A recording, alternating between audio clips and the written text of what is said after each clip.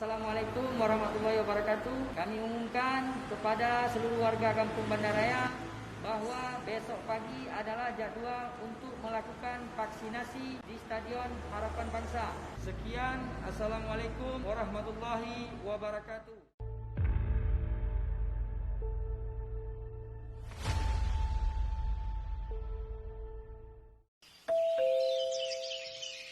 Assalamualaikum. Waalaikumsalam. Kenapa, Pak? Apa benar saudara Afkar belum divaksin? Iya, Pak, saya belum divaksin. Saya takut, Pak, lihat di berita katanya vaksin tidak aman, banyak efek samping.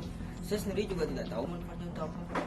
Dan ada tuh, ya Pak, saya lihat orang udah divaksin pun bisa tertular COVID-19. Jadi untuk apa ya divaksin, Pak? Jadi vaksin itu ibarat helm yang akan melindungi kita saat sedang berkendara. Meskipun kita memakai helm, kita tetap punya kemungkinan untuk mengalami kecelakaan. Jika kita tidak taat pada peraturan lalu lintas, begitu juga vaksin. Dia akan melindungi kita jika kita taat protokol kesehatan.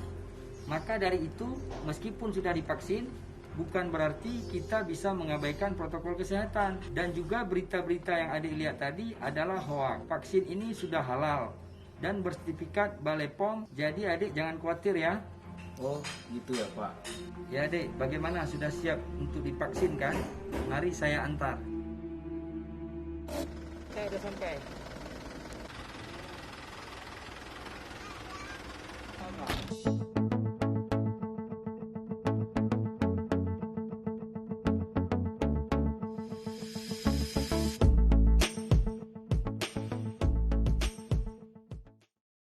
Afkar sekarang kesibukannya apa?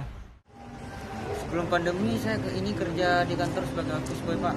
Tapi karena pandemi saya di PHK.